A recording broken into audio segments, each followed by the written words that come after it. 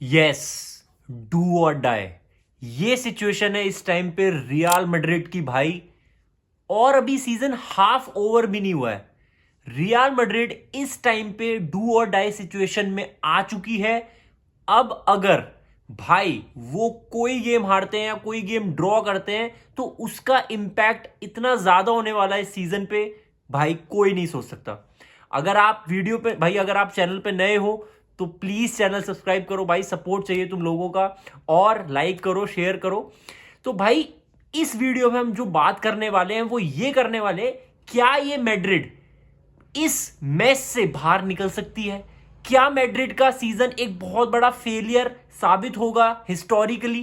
क्योंकि भाई देखो, इतनी बड़ी आपने साइनिंग करी एम्बापे की, इतना मीडिया टेंशन था overall through out the world भाई, ऑल ओवर द वर्ल्ड।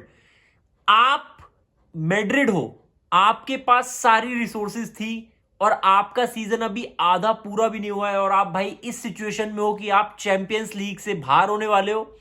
आप ला लीगा में ऑलरेडी 4 पॉइंट पीछे हो, ऑल दो 1 गेम इन हैंड है, बट भाई मुझे कोई भरोसा नहीं है मैड्रिड पे। और एक यार देखो, मैं भाई मैड्रिड फैन हूं, बहुत बहुत कट्टर वाला मैड्रिड फैन हूं। और लाइक आपको लगेगा कि यार तू ना बहुत क्रिटिसिज्म करता है अपनी टीम की, पर देखो यार, कभी कभी ना यार चीजें बहुत आउट ऑफ कंट्रोल जब चली जाती है ना तो यार बुरा लगता है, टीम के लिए बुरा लगता है।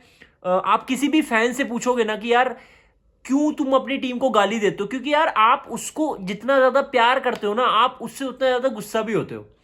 मैड्रिड इस सीजन, भाई मैं आपको बिलीव नहीं करोगे यार आप, ये वही मैड्रिड की टीम है जिसने पिछले सीजन डबल किया था भाई। आपको पता होगा, चैंपियंस लीग और ला लीगा दोनों ट्रॉफीज जीती थी इन्होंने।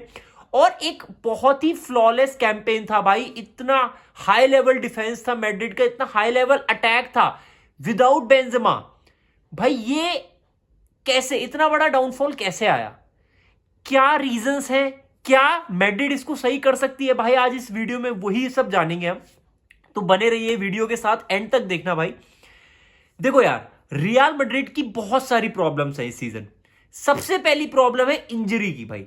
अगर आप एक कोच हो और आपको एक टीम दे दी जाए, भाई आप तभी तो काम कर पाओगे ना जब आपके पास प्लेयर्स होंगे। आपके पास प्लेयर्स ही नहीं है, आपके सारे प्लेयर इंजर्ड हैं, आप कैसे टीम से परफॉर्म करा सकते हो? इन एंड आउट भाई, आपको इतने सारे मैच खेलने हैं, अराउंड 60-70 गेम्स खेलने पर सीजन, क्या आप खिला सकते हो? नहीं। कार्लो एंसेलोटी के साथ इस बार यही दिक्कत हो रही है भाई। ऑल्दो ये दिक्कत पिछले सीजन भी थी, लेकिन इतनी इंजरीज बहुत ज्यादा नहीं हुई थी। इस सीजन तो भाई कुछ अलग ही रिकॉर्ड तोड़ दिए इंजरीज ने। अलाबा बाहर है भाई पिछले साल से, मिलिटाओ को एसीएल हो चुकी है, कार्वाहाल को एसीएल हो चुकी है, कामाविंगा बाहर है, विनीशियस की चोट लगी हुई है। तो भाई ये बहुत ही बड़ी प्रॉब्लम रही है मैड्रिड की इस सीजन, और भाई इस थीम के अराउंड मैड्रिड परफॉर्म नहीं कर पाई है।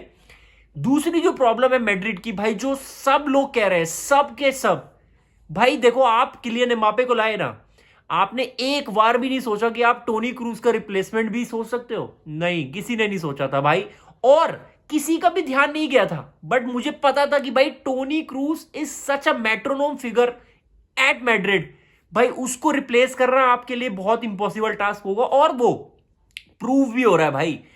रियल मैड्रिड बिना टोनी क्रूज के एक बहुत ही मीडियोकर टीम लग रही है, बहुत एवरेज फुटबॉल खेल रही है भाई। आप सबको पता है मैड्रिड ने किसी को भी एंटरटेन नहीं किया है, not even real Madrid fans, not even वो वाले फैंस जो भाई अभी अभी नए नए मैड्रिड को देखना स्टार्ट किए कि भाई उन्हें लग रहा हो कि यार एम्बापे और ये सब है। नहीं भाई, मैड्रिड ऐसा नहीं खेलती थी। आप पिछले सीजन क्या यार, आप उससे बहुत पहले तो आप भूल जाओ, पिछले सीजन एक बहुत ही अलग तरीके का मैड्रिड का फुटबॉल था।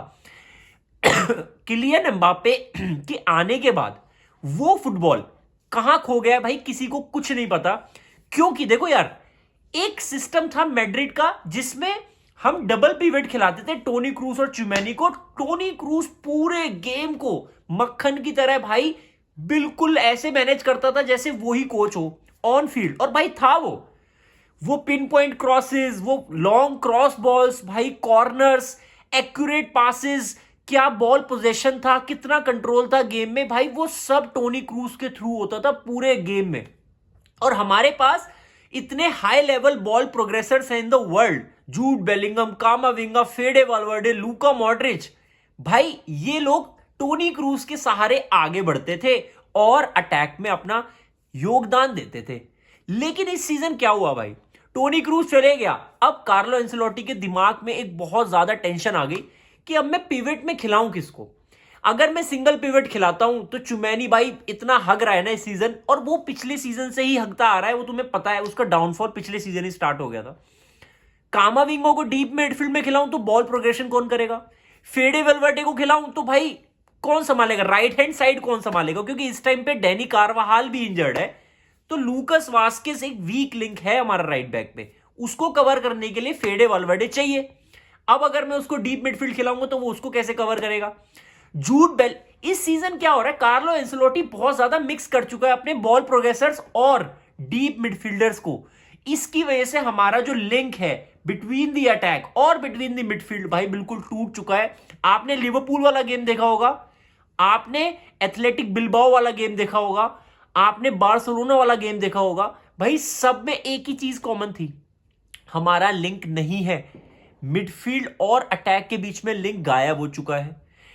अब ये बात तो मिडफील्ड की कर रहा हूं मैं बात करता हूं अब डिफेंसिव इश्यूज की। भाई मैड्रिड ने 9 गोल खाए हैं 5 मैच में, चैंपियंस लीग की बात कर रहा हूं, और 9 गोल मारे हैं, तो 0 का गोल डिफरेंस है मैड्रिड का इस सीजन।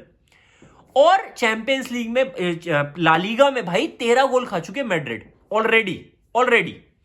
भाई ये नंबर्स ना आपको लग रहे होंगे यार ज्यादा नहीं है शिवम, भाई ये नंबर्स बहुत ज्यादा है। पिछले साल मैड्रिड इतना क्लासिक डिफेंसिव रिकॉर्ड था मैड्रिड का, भाई आप पूछोगे मत, भाई इतनी बेहतरीन डिफेंडिंग थी मैड्रिड की पिछले सीजन।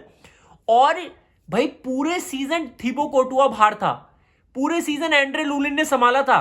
इस साल कोर्टुआ भी है भाई हमारे पास, लेकिन डिफेंडिंग नहीं हो पा रही। अब यहां पे क्वेश्चन आएगा कि यार प्लेयर्स ही नहीं है भाई, मिलिटाओ बाहर है, अलावा बाहर है, तो कैसे हो डिफेंडिंग, कारवाहाल बाहर है, कारवाल पिछले सीजन आई थिंक वो बैलन डॉर कंटेंडर था भाई देखो इसे कहते हैं मैनेजमेंट। अब यहां पे मैनेजमेंट की प्रॉब्लम आती है, जो मैड्रिड की one of the most biggest problem है जो इस साल की, वो है पापा पेरेज की जिद। पापा पेरेज ने भाई पूरी जान लगा दी एम्बाप्पे को लाने के लिए, कितने सालों से जान लगा रहे थे मैड्रिड वाले, वो तब तक नहीं आया जब हम सब ने उम्मीद छोड़ दी कि यार हमें जरूरत नहीं है भैया, हम चैंपियंस लीग जीत चुके हैं, ला लीगा जीत चुके हैं, सब चीज हमने हथिया ली है, तब किलियन एम्बाप्पे को पापा पेरेज लिया है और इस टीम का डाउनफॉल स्टार्ट करा दिया। अब यहां पे सबसे पहले ईगो क्लैश की बात आई, उसके बाद बात आई कि सिस्टम कैसे चेंज किया जाए। भाई एक टीम में 2 वर्ल्ड क्लास लेफ्ट विंगर नहीं खेल सकते भाई। आपने किलियन एम्बाप्पे को स्ट्राइकर बनाया, भाई वो नहीं चल पाया। आपने किलियन एम्बाप्पे को लेफ्ट विंग पे खिलाया, वो तब भी नहीं चल पाया, तो कब चलेगा, ये तो किसी को समझ में नहीं आया। लेकिन जो पापा पेरेज की गलती थी वो सिर्फ किलियन एम्बाप्पे तक नहीं थी भाई, वो इससे आगे थी। क्या मैड्रिड को एक डिफेंडर साइन नहीं करना चाहिए था, क्योंकि नाचो भाई हमें छोड़ के चले गया सीजन के एंड में। क्या मैड्रिड को एक बैकअप डिफेंडर नहीं साइन करना चाहिए था। अब जब क्वेश्चन उठ रहे हैं कि भाई अब ट्रांसफर विंडो में, जनवरी ट्रांसफर विंडो में हमें साइन करना है, तो अब हम क्लूलेस है इस टाइम पे, वो नहीं होगा भाई। देखो यही मैनेजमेंट होता है किसी क्लब का, ये जिद के आगे जो मैनेजमेंट है ना, ये फेल कर गया हमारा। हमें एक राइट बैक की जरूरत थी, डैनी कार्वाल कोई यंग नहीं रहा भाई, 33 साल का हो रहा है, उसको एक राइट बैक की हमें एक जरूरत थी कि एक अच्छा बैकअप राइट बैक हो। हमारे पास लूकस वास्केज राइट बैक है भाई, वो राइट विंगर था, उसको हमने ट्रांसफॉर्म किया राइट बैक में। 1-2 मैच के लिए ठीक है, बट भाई पूरा season do you think that, नहीं। लेफ्ट बैक सिचुएशन हमारी ठीक है, क्या हमें टोनी क्रूज की एक रिप्लेसमेंट नहीं चाहिए थी।